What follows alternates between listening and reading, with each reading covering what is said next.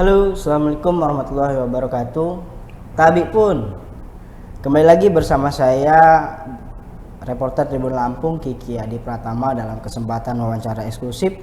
Dan kali ini kita kedatangan tamu ataupun narasumber dari Asosiasi Pondok Pesantren dari Robitoh Ma'ahid Islamiyah atau RMI NU Lampung. Di sini ada sekretaris PW ataupun pengurus wilayah, Gus ya? Iya. PW RMI NU Lampung, ada Gus Rofik. Iya, betul. Assalamualaikum Gus Rofik. Waalaikumsalam warahmatullahi wabarakatuh, Mas Kiki. Gimana kabarnya Gus Rofik? Alhamdulillah, mohon doanya semoga sehat selalu dan terus bisa berkontribusi untuk pesantren. Amin. Oke Tribuners, kali ini kita akan membahas terkait dengan beberapa case yang memang pernah terjadi belakangan ini di pondok-pondok pesantren yang memang khususnya menjadi atensi atau perhatian banyak pihak, apalagi dari kalangan yang berada di pondok pesantren, khususnya yang ada di asosiasi RMI NU Lampung. Nah, mungkin kita sebelum ke situ kita akan menyampaikan bahwa tema yang diangkat pada dialog pada siang hari ini yakni peran RMI NU untuk pondok pesantren di Lampung. Nah, mungkin langsung saja kita bakal bertanya langsung dengan Gus Rofik. Sebetulnya RMI ini apa sih dan seperti apa tujuannya? Mungkin silakan Gus Rofik. Oke, terima kasih. Jadi RMI NU itu singkatannya adalah Robitoh Ma'ahid Islamiyah Nahdlatul Ulama. Nah, ini se-Indonesia ada, tiap-tiap wilayah itu ada pengurus wilayahnya, tiap kabupaten ada pengurus cabangnya, dan RMI ini merupakan salah satu lembaga resmi dari Nahdlatul Ulama yang memang khusus membidangi untuk urusan-urusan yang berkaitan dengan pondok pesantren dan seluk-beluk yang ada di dalam pondok pesantren tersebut. Maka kalau ditanya perannya, tentu tidak lain dan tidak bukan semua hal yang berkaitan dengan pondok pesantren, baik misalkan dia dari sudut pandang ekonominya, advokasinya, terus legalitasnya dan sebagainya, banyak yang diurus di RMI insya Allah. Oke, artinya termasuk juga dengan standarisasi mutu pesantren, kemudian kualitasnya, maksudnya kurikulum pendidikannya itu dirumuskan juga nggak sih Gus oleh RMI gitu Gus? Sebenarnya kalau di RMI ya, kalau dirumuskan secara khusus sih ya tidak terlalu 100%, karena di apa namanya, dalam Nahdlatul Ulama ini ada sendiri lembaga yang mengurusi tentang kurikulum seperti itu, tentunya LP Ma'arif. Lembaga pendidikan Ma'arif itu bikin kurikulum tentang Ahlus Sunnah wal Jamaah atau dan sebagainya. Tapi kalau di pesantren ini kurikulumnya ya kembali kepada pengasuhnya masing-masing. Tapi meskipun kembali pada pengasuhnya masing-masing, saya yakin seluruh pondok pesantren punya kesamaan persepsi dalam hal kurikulum. Artinya tidak jauh beda pelajarannya, sistemnya dan sebagainya, tidak jauh beda sebenarnya. Oke, mungkin kalau terkait dengan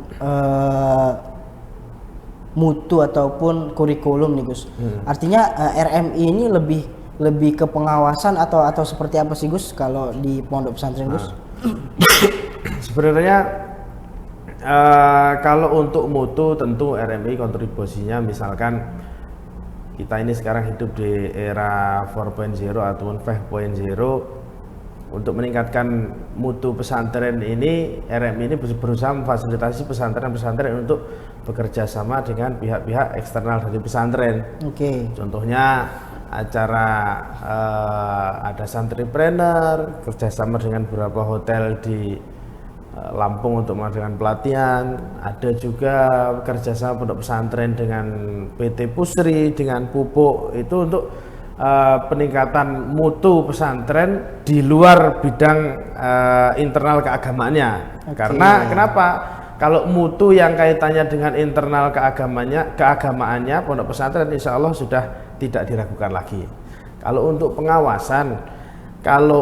pengawasan sebenarnya bicara pengawasan ini gimana ya, sulit gampang, karena pondok pesantren itu ya pengurus RM ini selalu sering turun ke pondok-pondok pesantren, ngobrol dengan para pengasuhnya, kita saling sharing, kita sharing ilmu. Intinya pengawasan di sini seperti apa, terus di sini seperti apa, di sini seperti apa, terus juga didukung ada organisasi, bukan organisasi sih, kayak perkumpulan yang kultural. Kalau RMI itu kan struktural ya, organisasi resmi. Ada perkumpulan yang kultural, jadi perkumpulan yang ya santai-santai aja antar pengasuh pesantren di Lampung ini yang dikomandani oleh Gus Baweh, salah satu Gus paling sepuh di Lampung.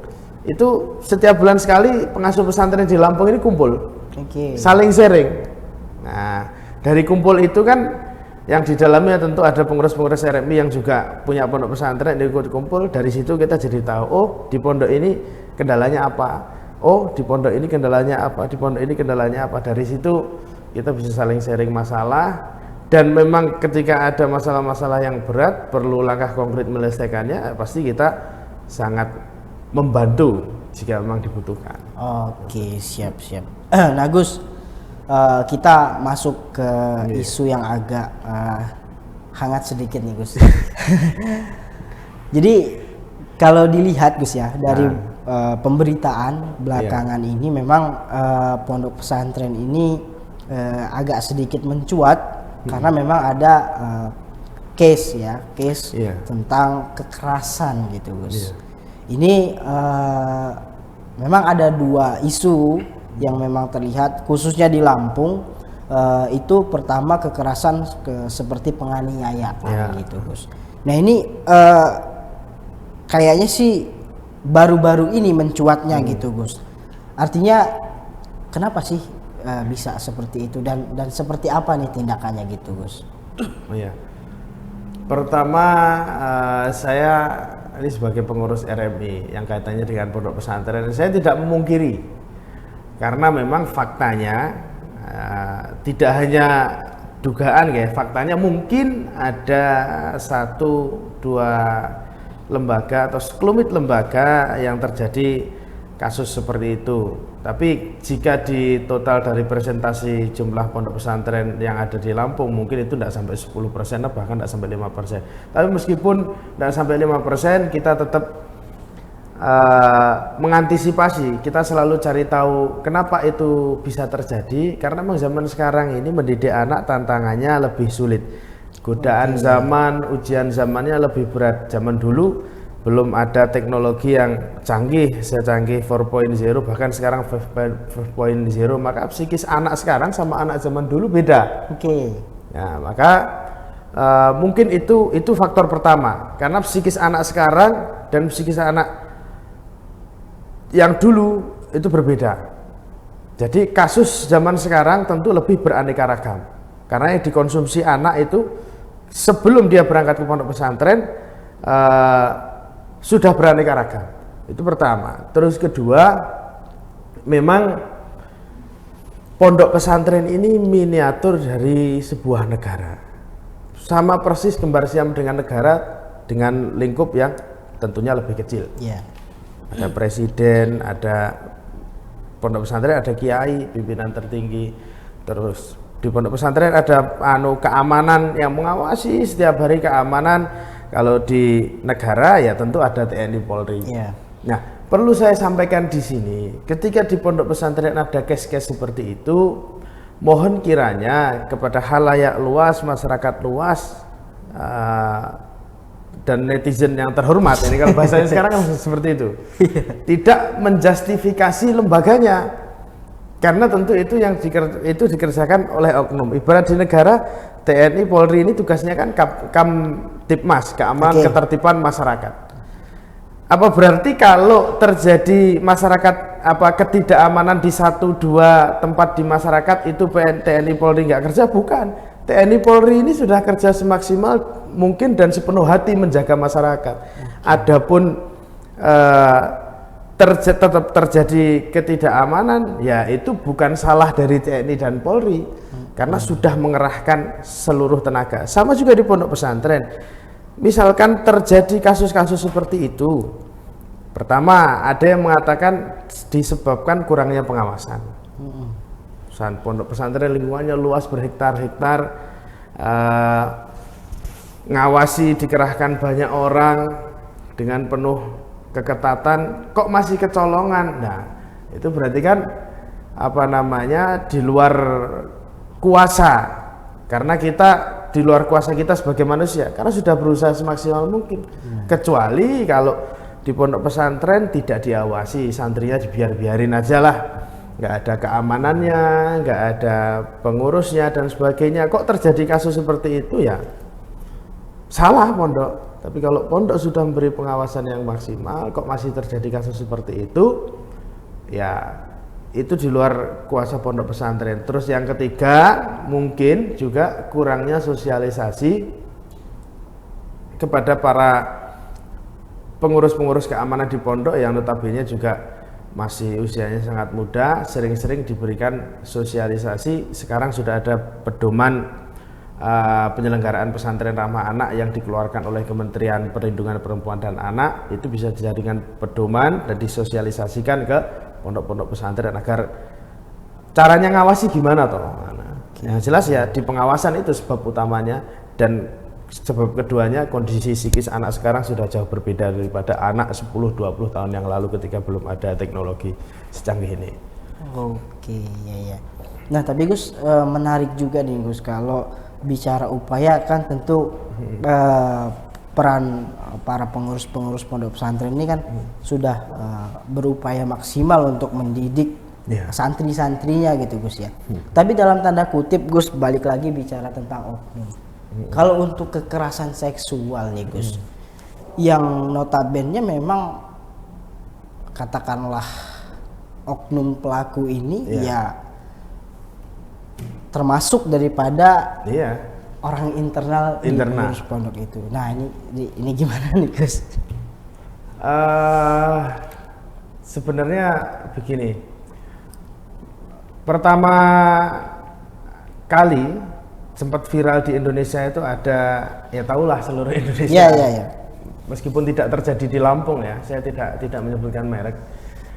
Ada kasus yang mencuat tindak pidana kekerasan seksual terjadi di sebuah lembaga, saya tidak katakan pondok pesantren, itu mencuat viral. Nah, dan pelakunya orang internal, maka upaya pencegahan yang pertama ya jelas sekarang itu sudah ada undang-undang TPKS, tindak pidana kekerasan seksual. Terus tiap daerah, tiap kabupaten sekarang itu di bawah Kementerian Perlindungan Perempuan dan Anak sudah ada UPTD PPA. Tiap kabupaten sudah ada UPTD Perlindungan Perempuan dan Anak. Ini UPTD sendiri. Maka sebagai upaya pencegahan, pondok pesantren ini saya harap bisa sinergi dengan UPTD PPA. Termasuk di Provinsi Lampung ini 15 kabupaten sudah ada UPTD PPA-nya. Perlindungan Perempuan dan Anak. Minta pendampingan baik berupa konseling yang kontinu, artinya ada petugas PPA yang memang sering ke pondok untuk memberikan konseling ke anak, memberikan konseling ke pengurus dan sebagainya, agar hal itu tidak terjadi. Saya yakin kalau diedukasi dengan baik dan tanda kutip kontinu terus menerus, itu tidak akan terjadi. Karena sebab utama itu terjadi, pertama tentu kalau bilang ilmu agama kan kadang orang bilang gini, kan orang pondok ilmu agamanya tinggi Gus, tahu kalau itu salah kenapa masih dilakuin, ya kan? Pertama, paham secara agama itu salah, ya, dan ada efek dosanya. Tapi kalau ditambahin paham secara hukum itu salah dan dikasih pemahaman bahwa hukumannya lebih berat, mungkin berpikir dua kali untuk melakukan hal tersebut. Meskipun ada kesempatan. Nah, jadi penyebabnya saya rasa seperti itu, dan cara upaya menanggulanginya seperti itu. Zaman sudah serba enak, tiap kabupaten sudah ada UPTD PPA-nya. Oke. Nah Gus, ini kan bicara tentang apa namanya? Kalau pengasuh itu pengajarnya biasanya disebutnya apa Gus kalau di pondok pesantren itu Gus? Di pondok pesantren macam-macam, ada ustadz, ada mustahik, ada banyak sebutannya. Yang ustadznya itu memang kebanyakan pondok pesantren ustadznya ya alumni pondok pesantren. Oke, ya. Itu kayak ada standar penerimaan guru gitu nggak sih Gus kalau di pondok pesantren gitu Gus? Kalau standar tentunya ada, tapi standar itu balik lagi pada masing-masing lembaga. Oke. Kalau standar yang benar-benar ditetapkan oleh RMI itu bukan belum ada, memang RMI tidak menetapkan karena dalam hal ini untuk standar mutu pesantren, akreditasi pesantren dan sebagainya itu ada wilayah sendiri yaitu Kementerian Agama. Kan ada akreditasi pondok pesantren, bukan akreditasi sekolahnya ya, tapi akreditasi pondok pesantren. Ada pondok pesantren ini bahkan di Lampung ini ada lomba pondok pesantren juga. Nah, tentu dari Kementerian Agama itu juga selalu aktif ngecek pondok pesantren ini karena syarat mengajukan pondok pesantren kan ada standarisasinya kalau dari Kementerian Agama. Kita membantu juga di situ. Iya. Nah, Gus, sejauh ini sinergi kita dengan pihak eksternal, katakanlah mitranya pemerintah gitu Gus, dari RMI sendiri Gus, untuk bicara soal kasus-kasus yang tadi. Selain dengan unit-unit apa tadi PPA gitu Gus ya. Nah itu kita sudah ada kemana sih Gus setelah ada kasus ini, terus kita mengadakan apa, tindakan apa gitu Gus di RMI Gus? Ya tentu kalau di RMI selain sempat waktu itu kita ada acara FGD dengan beberapa UPTD PPA, terus selain itu juga dengan pihak terkait lainnya, contohnya Kanwil Kemenak.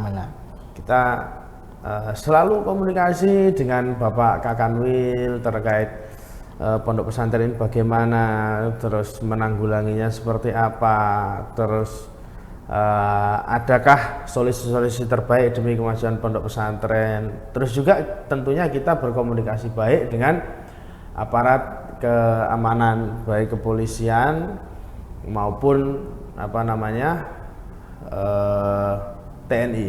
Jadi tidak hanya Polri tapi TNI juga kita komunikasi karena kan ada Babin di setiap daerah itu.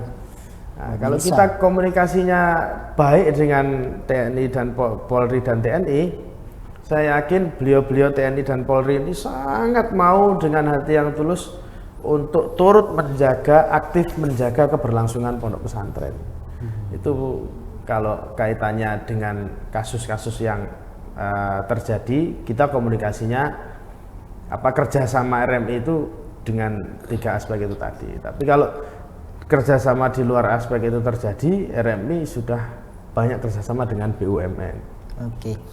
Nah, Gus, tadi kita sempat ngobrol sedikit sebelum kita mulai acara ini. Jadi dalam tanda kutip kasus ataupun masalah-masalah yang terjadi sebetulnya itu bukan aib karena dia kaitannya dengan status hukum gitu ya. Artinya keterbukaan itu perlu Gus ya ketika memang ada masalah itu. Nah, kira-kira imbauan apa nih Gus untuk pesantren-pesantren nih Gus? Ya, himbauannya seperti ini. Pondok pesantren adalah sebuah lembaga yang sangat bersejarah di Indonesia, bahkan pondok pesantren adalah pondasi terkuat dari terbentuknya negara Indonesia ini.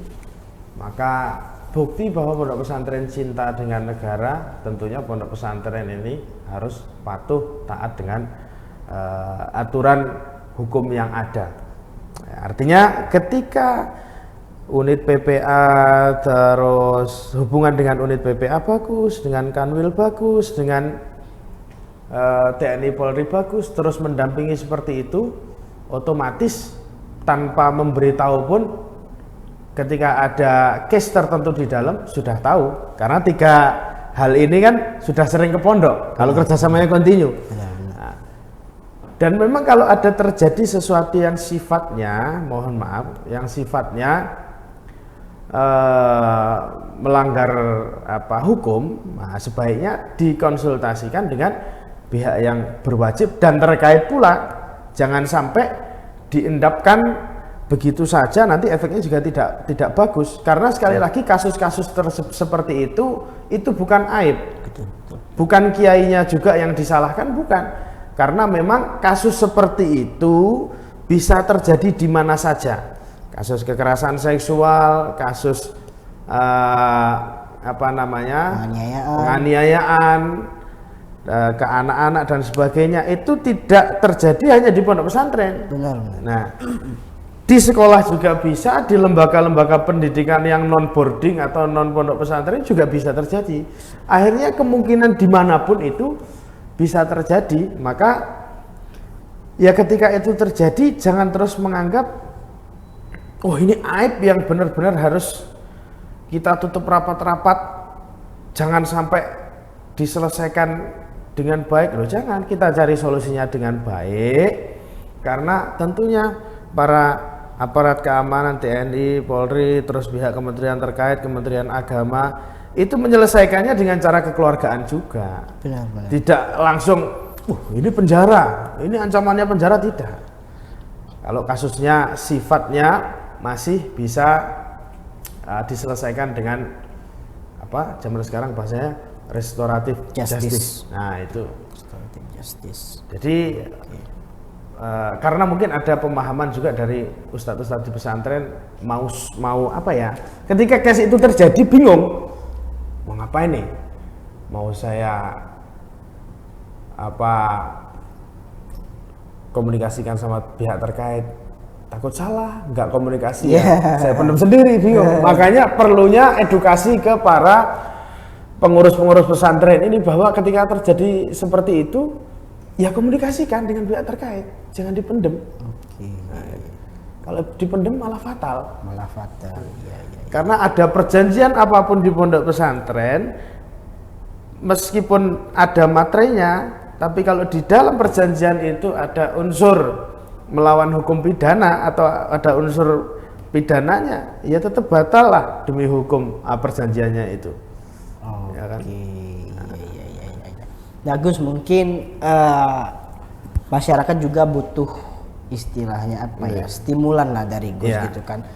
Gimana sih anak-anaknya supaya mereka menitipkan anak-anaknya itu betul-betul dengan nyaman gitu, bisa enak. Nah, silakan Gus. Jadi memang pondok pesantren sedikit banyak ada imbasnya gara-gara beberapa kasus kemarin yang beruntut terjadi di sebuah lembaga. Saya katakan tidak pondok pesantren ya. Ada 2 kali pencabulan yang viral, terus 1 kali penganiayaan, tapi saya katakan itu tidak terjadi di pondok pesantren, di lembaga lah. Nah, itu pondok pesantren ikut kena imbasnya.